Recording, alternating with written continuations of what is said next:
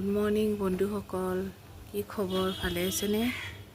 এই ৰাতিপুৱা স্কুলৰ কাৰণেতো উঠিবই লাগে।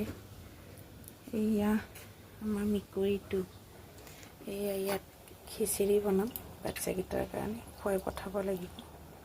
এয়া পাস্তা বইল কৰি আছোঁ টিফিনৰ কাৰণে। চাওকচোন মাকবিলাকে যে কিমান কষ্ট কৰিব লগা হয়, নহয়নে বাৰু?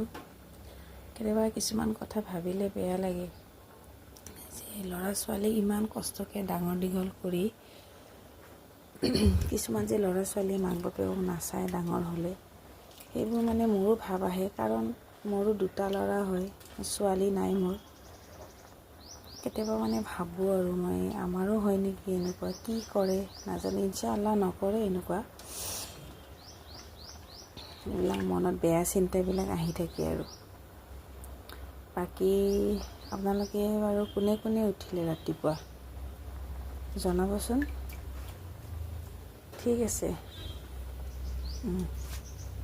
ৰাখোঁ দেই, বাই বাই।